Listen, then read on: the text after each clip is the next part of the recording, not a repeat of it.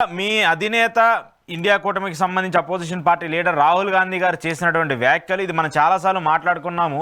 కానీ ఈరోజు అణుబాంబనో లేదంటే ఆటం బాంబు అని చెప్పేసి ఆయన బయట పెట్టారని చెప్పేసి కూడా కొంతమంది మాట్లాడుతూ వస్తున్నారు.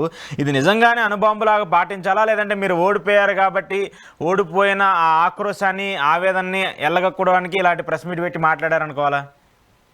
అది నిన్నటి వరకు మొన్నటి వరకు ప్రతిపక్షాల ఆరోపణ చేస్తే కాంగ్రెస్ పార్టీ మీద సరే ప్రజలు కూడా వింటారేమో కానీ, ఎందుకంటే గతంలో ఇది మహారాష్ట్ర ఎలక్షన్స్ కానీ హర్యానా ఎలక్షన్స్ విషయంలో మేము మాట్లాడటం జరిగింది. ఇదిగో 5 నెలల ముందు పార్లమెంట్ ఎలక్షన్లు జరిగితేనేమో మాకు బంపర్ మెజారిటీతో 34 సీట్లు రావడం జరిగింది.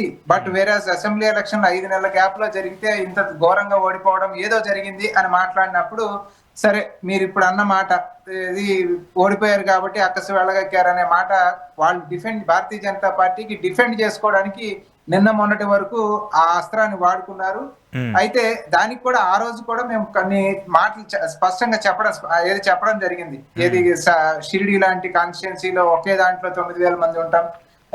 తర్వాత ఈ 5 నెలల గ్యాప్ లో ఏది పార్లమెంట్ ఎలక్షన్ కి అసెంబ్లీ ఎలక్షన్ 5 నెలల గ్యాప్ లో దాదాపు 60-70 లక్షల ఓట్లు అదనంగా చేర్చడం ఇటువంటి మాట్లాడాం. కానీ నిన్న రాహుల్ గాంధీ గారు మాట్లాడింది బెంగళూరు సెంట్రల్ పార్లమెంటరీ కాన్స్టిట్యున్సీకి సంబంధించి, అందులో మహాదేవ్పుర అనే ఒక అసెంబ్లీ కాన్స్టిట్యున్సీని తీసుకొని బెంగళూరు సెంట్రల్ కాన్స్టిట్యున్సీలో ఉండే 7 అసెంబ్లీ సెగ్మెంట్స్ లో 6 అసెంబ్లీ సెగ్మెంట్స్ లో కాంగ్రెస్ పార్టీ లీడ్.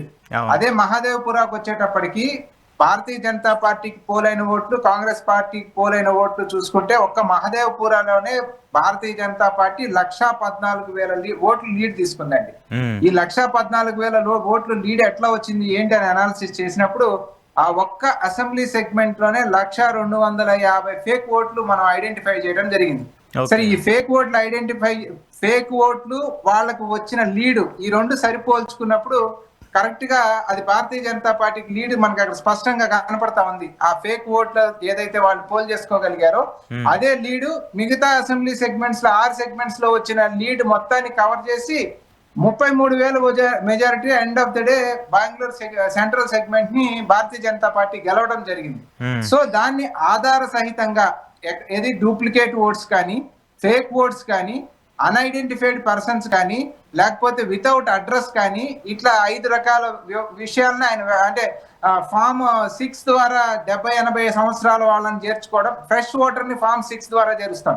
అట్లాంటి ఫామ్ 6 ద్వారా 70-80 సంవత్సరాల వాళ్ళని చేర్చుంచడం, ఇటువంటి మ్యానిపులేషన్స్ అంతా కూడా ఆయన ఐడెంటిఫై చేసి 1 by 1 మీకు ప్రెజెంట్ చేసిన తర్వాత కూడా ఇంకా మేము డిఫెండ్ చేసుకోవడానికి మాట్లాడుతున్నాం అనేది ఎవరైనా ఉంటే వాళ్ళు ఈసీఐ యొక్క చేతకాంతనాన్ని డిఫెండ్ చేయడానికి మాట్లాడుతున్న రాజకీయ పార్టీలుగానే చూడాలి తప్ప, అది ఇవాళ జరగాల్సిన చర్చ ఏమంటే, ఇంత ఆధార సహితంగా రాహుల్ గాంధీ డేటాను అప్పచెప్పిన తర్వాత దాన్ని ఎలక్షన్ కమిషన్ ఆఫ్ ఇండియా ఏం ఆన్సర్ చేస్తుంది, దాన్ని ఎట్లా ప్యూరిఫై చేసి ఎట్లా అంటే స్వచ్ఛంగా ఎలక్షన్స్ కండక్ట్ చేస్తుంది అనేది దేశ ప్రజలకు ఆన్సర్ చెప్పడం మానేసి ఒక భారతీయ జనతా పార్టీ నాయకుల్లాగా ఎలక్షన్ కమిషన్ ఆఫ్ ఇండియా కూడా రాహుల్ గాంధీని వచ్చి ఒక ఎఫిడవిట్ ఇవ్వమనండి ఇటువంటి మాట్లాడినప్పుడు నిన్న సీనియర్ లా అడ్వకేట్స్ కపిల్ సిబ్బల్ లాంటి వాళ్ళు కూడా చెప్పడం జరిగింది. ఇప్పుడున్న పరిస్థితుల్లో యాజ్ పర్ 1960 ఎలక్షన్ రూల్స్ ప్రకారం అఫిడవిట్ ఇచ్చినా కూడా ఏమీ జరగదు,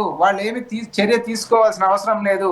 ఊరికినే రాహుల్ గాంధీ అఫిడవిట్ ఇచ్చాడు ఇవ్వమని అడిగాము, రాహుల్ గాంధీ అఫిడవిట్ ఇవ్వలేదు. రాహుల్ గాంధీ ఇంతకు ముందు కాంగ్రెస్ ప్రెసిడెంట్ కానీ మహారాష్ట్ర ఎలక్షన్ విషయంలో, హర్యానా ఎలక్షన్ విషయంలో ఎలక్షన్ కమిషన్ ఆఫ్ ఇండియాకి మేము లెటర్స్ రాయడం జరిగింది. ఇక్కడ మాకు అనుమానాలు ఉన్నాయి, డిజిటల్ డేటాని మాకు సబ్మిట్ చేయండి, సీసీటీవీ ఫుటేజెస్ కానీ వెబ్ సంబంధించిన ఫుటేజెస్ కానీ మీ దగ్గర ఉన్నాయి మాకు ఇవ్వండి, తద్వారా ఎక్కడ తప్పు జరిగిందో ఏం జరిగిందో అనేది మేము వెరిఫై చేసుకుంటామని మాట్లాడినప్పుడు డిజిటల్ డేటాని కానీ లేకపోతే మిషన్ రీడబుల్ డేటాని కానీ ఇవ్వడానికి ఈసీఐ నిర్ద్వందంగా మేము ఇచ్చే ప్రసక్తే లేదు, ఎలక్టోరల్ రోల్స్ ఏదైతే ఉన్నాయో దాన్ని డౌన్లోడ్ చేసుకోండి, దాని ద్వారా వెరిఫై చేసుకోండి. నిన్న చూపించారు ఆయన. అది వెరిఫై చేయాలంటే లక్షల కాగితాలు, ఒక మనిషి యొక్క ఓటు ఇంకొక చోట ఉందా లేదా వెరిఫై చేయాలంటే ఆ లక్షల కాగితాలు వెరిఫై చేయాలి. అది it's a huge time taking process. So ఇంకొక విషయం, హర్యానా విషయంలోకి వెళ్ళినప్పుడు మేము క్లియర్ గా వాళ్ళని అడగడం జరిగింది. ఏది సీసీటీవీ ఫుటేజెస్ కానీ లేకపోతే ఇది అడిగినప్పుడు అవి చండీగఢ్ కోర్టు కాంగ్రెస్ పార్టీ అడిగిన డేటాని ఇవ్వమని కోర్టు తీర్పిచ్చింది, చండీగఢ్ హైకోర్టు. తీర్పిచ్చిన తర్వాత election Commission of India immediate గా ఇండియన్ హోమ్ మినిస్ట్రీ దగ్గరికి వెళ్ళి ఆ రూల్ 93ని మార్చేసుకొని ఇవ్వాల్సిన అవసరం లేదని రూల్ మార్చేసుకున్నారండి. అదే విధంగా సుప్రీం కోర్టు ఏం చెప్పింది, వాళ్ళు అడిగిన 12 ఒక అసెంబ్లీ కాన్స్టిట్యున్సీలో వాళ్ళు 12 బూతుల్లో వెరిఫికేషన్ వీవీప్యాట్ వెరిఫికేషన్ చేసుకునే అవకాశం ఉంది. సో ఆ వీవీప్యాట్ వెరిఫికేషన్ కోసం మేము ఫైల్ చేసినప్పుడు ఆధారాలు మొత్తం 45 రోజుల పాటు దాచి ఉంచాల్సిన దాన్ని మొత్తం 25 రోజుల లోపలే మొత్తం డిమినిష్ చేసేయడం జరిగింది. So election Commission of India ఇంత డిమినిష్ చేయడం మేనేజ్ చేయాల్సిన ఆత్రం వాళ్ళకి ఎందుకు వచ్చింది అని కదా సమాధానం చెప్పాలి. అదే విధంగా ఎలక్షన్ కమిషన్ ఆఫ్ ఇండియాని పలు సందర్భాల్లో భారతీయ జనతా పార్టీ యొక్క ప్రసంగాలు కావచ్చు, భారతీయ జనతా పార్టీ యొక్క ప్రచారాలు కావచ్చు, చాలా ప్రొవోకింగ్ గా ఎలక్షన్ రూల్స్ కి వ్యతిరేకంగా ఉన్నాయన్నప్పుడు దాని గురించి వాళ్ళు ఒక్క మాట మాట్లాడే ప్రసక్తి కూడా ఉండదు. అదే కాంగ్రెస్ పార్టీ విషయానికి వచ్చి వాళ్ళు గనక భారతీయ జనతా పార్టీ కనుక కంప్లైంట్ చేస్తే ఇమీడియట్ గా మాకు తాకీదులు వస్తాయి, ఇది తప్పు, దీన్ని సరి చూసుకోండి, ఇమీడియట్ గా క్షమాపణలు చెప్పండి, లేకపోతే నువ్వు ప్రచారానికి వెళ్ళడానికి వీల్లేదు అనేది ఎలక్షన్ కమిషన్ దగ్గర నుంచి మాకు తాకీదులు వస్తాయి. అదే విధంగా శివసేనకి సంబంధించి కానీ లేకపోతే ఎన్సీపీకి సంబంధించి కానీ ఎలక్షన్ కమిషన్ ఆ పార్టీల్ని ఐడెంటిఫై చేసే విషయంలో కూడా ఎమ్మెల్యేల కౌంటర్ తీసుకొని వాళ్ళు ఆ రెండు పార్టీల్ని ఏది శివసేన ఉద్ధవ్ ఠాక్రేకి ఉండాల్సిన దాన్ని షిండేగా ఐడెంటిఫై చేయడం, అదే విధంగా ఎన్సీపీ శరద్ పవార్ గారికి ఉండాల్సిన దాన్ని అజిత్ పవార్ కి ఐడెంటిఫై చేయడం ఎమ్మెల్యే కౌంట్ తో. యాక్చువల్ గా ఏంటి, పార్టీ ఐడెంటిఫికేషన్ ఎట్లా కార్యకర్తలు తర్వాత దాని యొక్క పార్టీ యొక్క స్ట్రెంగ్త్, ఆర్గనైజేషనల్ స్ట్రెంగ్త్ అంతా అనాలిసిస్ చేస్తారండి. అట్లా కాకుండా వాళ్ళకు నచ్చిన విధంగా చేసేసి ఆ పార్టీని రికగ్నైజ్ చేయడం.